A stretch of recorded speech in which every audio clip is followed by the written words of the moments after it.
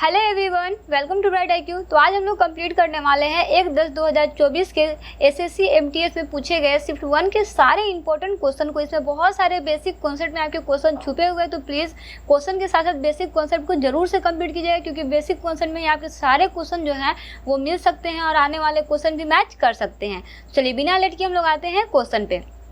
इससे पहले का क्वेश्चन जो है वो आपका बना हुआ है, लिंक डिस्क्रिप्शन बॉक्स में है, वहां जाके आप संपूर्ण वीडियो को स्टडी कर सकते हैं। तो क्वेश्चन है आपके पास कि समुद्र में पानी भरने पर आसपास के पेड़ पौधे जो है वो मुरझा जाते हैं, क्यों? When the sea is flooded, the surrounding trees and plants wither, why? तो जी हाँ, इसका रीज़न क्या होता है कि इसके कई कारण हो सकते हैं। सबसे बेसिक इसमें क्या होता है कि नमक का प्रभाव, ऑक्सीजन की कमी, पौधों और जल भराव, पोषक तत्वों की संतुलन ना, इसी चीज़ को यहाँ पे लिखा गया है। There are many reasons for this. Side effect होता है, लैक ऑफ ऑक्सीजन होता है, वाटर लॉगिंग ऑफ प्लांट्स होता है और बैलेंस ऑफ न्यूट्रिएंट्स होता है। ठीक है, चलिए इसमें आप कुछ तथ्यों को जानते हैं। जैसे इसमें आप याद रखिएगा कि नमक का प्रभाव जो है वह आपका समुद्र का पानी जो है वो खारा होता है जिसमें नमक होता है। जब यह पानी भूमि में घुसता है तो यह मिट्टी में नमक की मात्रा जो है वो बढ़ा देता है, जो पौधों के लिए अत्यधिक हानिकारक होता है। और अधिक नमक पौधों की जड़ों द्वारा जल और पोषण तत्वों का अवशोषण जो है वो कम कर देता है, जिसके कारण ऐसा होता है ना। चलिए आगे बढ़ते हैं। इसका नेक्स्ट क्वेश्चन है आपके पास कि निम्नलिखित में से किस वर्ष में भारत ब्रिटिश ताज के प्रत्यक्ष शासक में आया था, यानी in which of the following years did India come under the direct rule of British crown? तो जी हाँ, वो समय था आपका 1858 का। चलिए विस्तार से समझते हैं। तो इसमें आप याद रखिएगा कि भारतीय उपमहाद्वीप पर अंग्रेजों द्वारा क्राउन रूल या बोल सकते हो प्रत्यक्ष नियम 1858 से लेकर के 1947 तक जो है वो बना रहा था, यानी कि आज़ादी के समय तक बना रहा था। वहीं इसका नेक्स्ट टॉपिक आपको याद रखने वाला है कि ब्रिटिश नियंत्रण वाले क्षेत्र को ब्रिटिश भारत कहा जाता था और आपका स्वदेशी शासकों के अधीन क्षेत्र को रियासतों के रूप में जाना जाता था। वहीं 1858 में क्या था कि इसमें आपका दो हिस्सा था ना। पहला था आपका निचला वर्मा ब्रिटिश भारत का हिस्सा था और दूसरा था आपका ऊपरी वर्मा जो आपका 1886 में था ना, में इसका जो है वो हिस्सा बना था। याद रखिएगा ना, इसके दो हिस्सा था। निचला हिस्सा जो था वो आपका 1858 में बना था और ऊपरी हिस्सा जो था आपका 1886 में बना था ना। चलिए आगे बढ़ते हैं। इसका नेक्स्ट क्वेश्चन है आपके पास कि निम्नलिखित में से कौन 1947 में लॉर्ड माउंटबेटन द्वारा वायसराय के रूप में प्रतिस्थापित किया गया ना, यानी who among the following was replaced as viceroy by Lord Mountbatten in 1947? तो जी हाँ, इसका करेक्ट आंसर क्या हो जाएगा कि वो था आपका लॉर्ड बेबल। चलिए इनके बारे में, अगर बेबल के बारे में जानते हैं तो याद रखिएगा हम लोग बात कर रहे हैं जून 1943 से लेकर के फरवरी 1947 तक ना भारत में कई गवर्नर जनरल रहे, जिसमें अगर 1941 की बात करते हैं तो बेबन को ब्रिटिश भारतीय सेना का कमांडर इन चीफ नियुक्त किया गया और वर्मा मलेशिया और डच इंडीज में संबंध बलों के सुप्रीम कमांडर के रूप में कार्य किया ना। लॉर्ड माउंटबेटन के बारे में बात करते हैं तो लॉर्ड माउंटबेटन ने 1947 में लॉर्ड बेबन को भारत के वायसराय के रूप में प्रतिस्थापित किया। वे भारत के अंतिम वायसराय और स्वतंत्र भारत के पहले गवर्नर जनरल थे। याद रखिएगा कि अंतिम वायसराय कौन था और भारत के पहले स्वतंत्र गवर्नर जनरल कौन था ना, याद रखिएगा। ठीक है, ये आपका क्वेश्चन बहुत इंपॉर्टेंट है ना। चलिए नेक्स्ट क्वेश्चन है आपके पास कि वीदर किला भारत के किस राज्य में स्थित है? Wither fort is located in which state of India? तो जी हाँ, ये आपका कर्नाटका में स्थित है ना। चलिए अगर हम लोग वीदर फोर्ट यानी वीदर किला के बारे में बात करते हैं तो इसका आकार जो है ना वो आपका आयताकार है। साथ ही साथ वीदर किला जो है वो आपका वीदर कर्नाटक भारत में एक किला है ना। और आपका अगर यहाँ पे बात करते हैं 1427 में बहमनीद राजवंश में सुल्तान अहमद शाह एक ने अपनी राजधानी को गुलबर्गा से बीदर में स्थानांतरित कर दिया था। याद रखिएगा ना, कब किया था वो आपको डेट याद रखना है ना। वहीं और एक किले और विभिन्न प्रकार के इस्लामी संरचनाओं का निर्माण भी जो है वो किया था। साथ ही साथ बीदर के किले में लगभग 30 स्मारक हैं। कितने स्मारक है? 30 स्मारक है ना। वहीं 2014 की बात करते हैं तो 2014 में यूनेस्को ने संभावित विश्व धरोहर स्थल को अपनी अस्थायी सूची में परिसर को जोड़ा है। ये क्वेश्चन आपका रिलेवेंट है, याद रखिएगा ना। चलिए आगे बढ़ते हैं। इसका नेक्स्ट क्वेश्चन है आपके पास कि निम्नलिखित में से कौन सी पुस्तक अरविंद अडिगा द्वारा लिखी गई है। Which of the following books was written by Aravind Adiga. तो देखिए ये जो है ना, इनके द्वारा लिखा गया 2-3 बहुत फेमस बुक है जिनके बारे में आपको जानना बहुत ज़रूरी है। पहला आपके पास द वाइट टाइगर, दूसरा है लास्ट मैन इन टावर और चौथा है आपके पास एमनेस्टी। याद रखिएगा ये सारा जो है ना बुक के बारे में अगर हम लोग डिटेल्स में स्टडी करते हैं तो याद रखिएगा कि अरविंद अडिगा एक भारतीय लेखक हैं जिन्होंने कई पुस्तकें लिखी हैं, जिनमें द वाइट टाइगर जो है वो आपका अडिगा का पहला उपन्यास है। याद रखिएगा अडिगा का पहला उपन्यास है। पहला किताब कौन सा था, तो वो था आपका द वाइट टाइगर, जिसने 2018 में मैन बुकर पुरस्कार जीता। कब जीता इसने मैन बुकर पुरस्कार, तो वो समय था आपका 2008 का। याद रखिएगा क्वेश्चन आपका इसी समय से आया है ना। लास्ट मैन इन टावर जो है वो आपका अडिगा का दूसरा उपन्यास है। पहला उपन्यास और दूसरा उपन्यास दोनों आपको याद रखना है ना, जो मुंबई के एक अपार्टमेंट परिसर में निवासियों के जीवन के बारे में बताता है ना। इसे भी आप याद रखिएगा कि ये किससे रिलेटेड है ना। चलिए आगे बढ़ते हैं। इसका नेक्स्ट क्वेश्चन देखते हैं जो है आपका कि अब्दुल कलाम अवार्ड 2023 में किसे दिया गया, यानी who was given the Abdul Kalam award 2023। तो देखिए ये आपका था डॉक्टर राधा कृष्णन मीनाक्षी सुंदरम को दिया गया था ना। चलिए इसके बारे में डिटेल्स में समझते हैं। तो याद रखिएगा कि अब्दुल कलाम अवार्ड 2023 जो भारतीय राष्ट्रपति द्वारा दिया जाता है, इस वर्ष यानी 2023 को डॉक्टर राधा कृष्णन मीनाक्षी सुंदरम को प्रदान किया गया ना। वहीं उन्हें यह सम्मान जो है उनके उत्कृष्ट योगदान के लिए दिया गया, विशेषकर विज्ञान और प्रौद्योगिकी के क्षेत्र में। किस क्षेत्र में दिया गया, तो आपका विज्ञान और प्रौद्योगिकी के क्षेत्र में दिया गया। याद रखिएगा किसे दिया गया, तो वो थे आपके डॉक्टर राधाकृष्णन मीनाक्षी सुंदरम को। वहीं नेक्स्ट टॉपिक आपको याद रखने वाला है कि अब्दुल कलाम अवार्ड 2023 जो भारतीय राष्ट्रपति द्वारा दिया जाता है, इस वर्ष डॉक्टर राधाकृष्णन मीनाक्षी सुंदरम को प्रदान किया गया। वहीं उन्हें यह सम्मान जो है उनके उत्कृष्ट योगदान के लिए दिया गया, विशेष रूप से, मतलब ये रिपीटेड हो गया ना, यहाँ पे माफ कीजिएगा, ये तो मैं आपको जस्ट बताई हूँ ना। चलिए इन सारे टॉपिक को आप याद रखिएगा, सारा टॉपिक आपका रिलेवेंट है, इसी से आपका क्वेश्चन जो है वो बना है।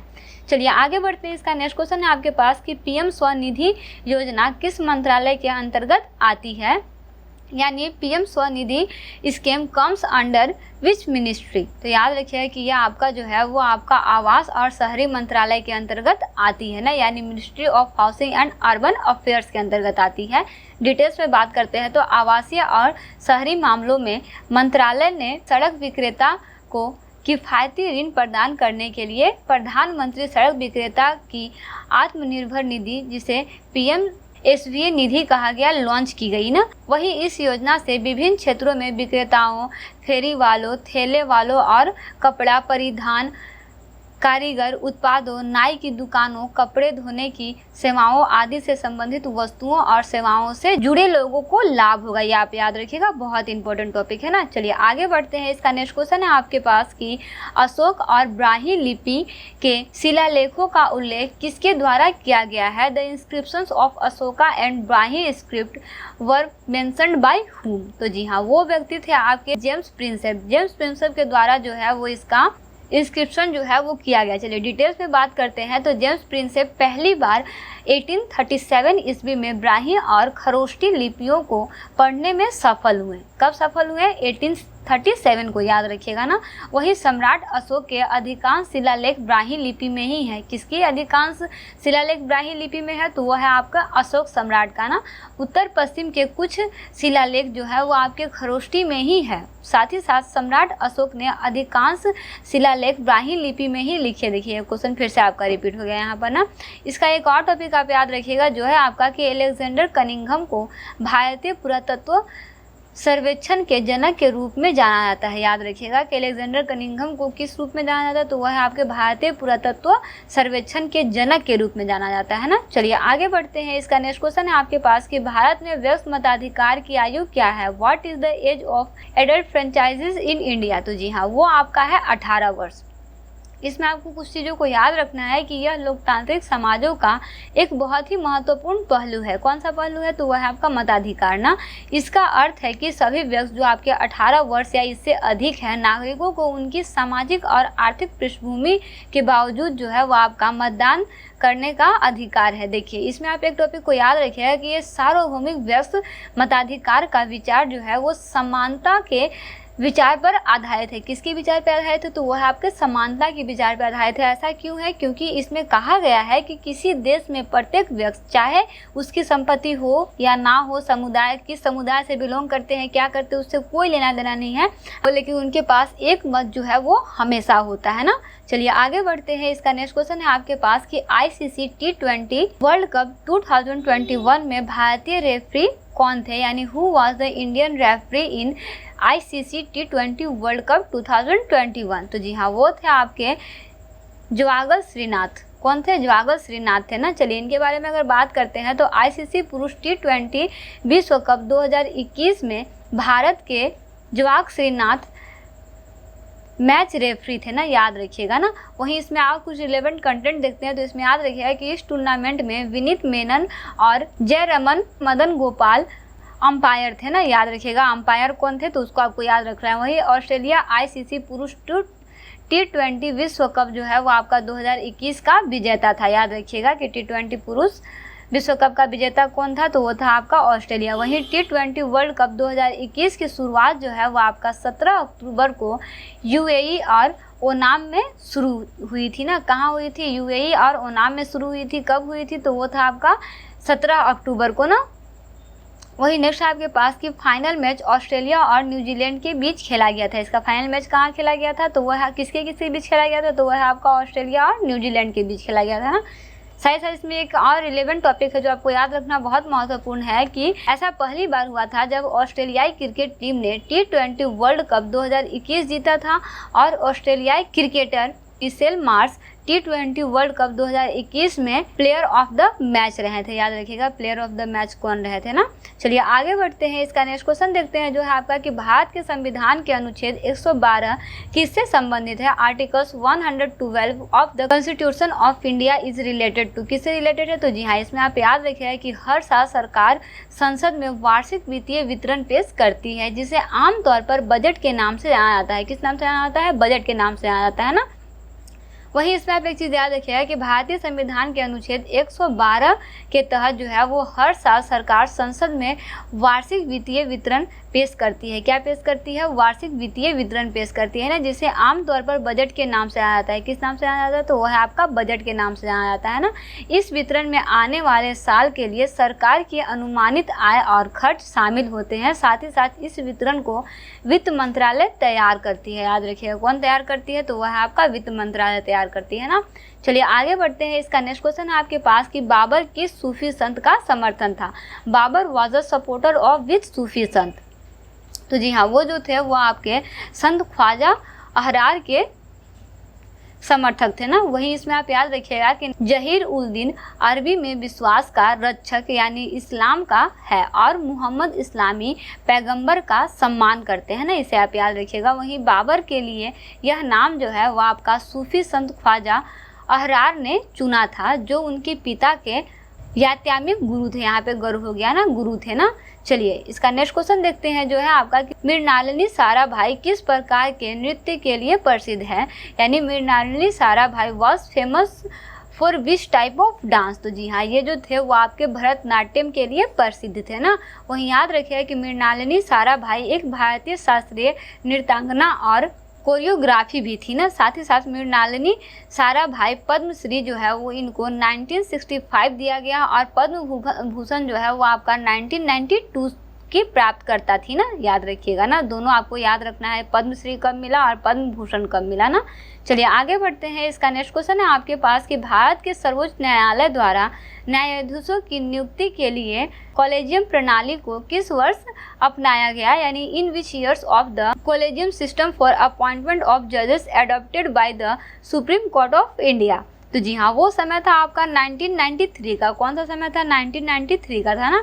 अगर बात करते हैं हम लोग कॉलेजियम प्रणाली का, तो कॉलेजियम प्रणाली जो है वो आपका यह न्यायाधीशों की नियुक्ति और स्थानांतरण की प्रणाली है जो सर्वोच्च न्यायालय के निर्णयों के माध्यम से विकसित हुई है, न कि संसद के अधिनियम और संविधान के प्रावधान द्वारा, याद रखिएगा। साथ ही साथ इसकी अध्यक्षता जो है वो आपका CJI करते हैं। कौन करते हैं?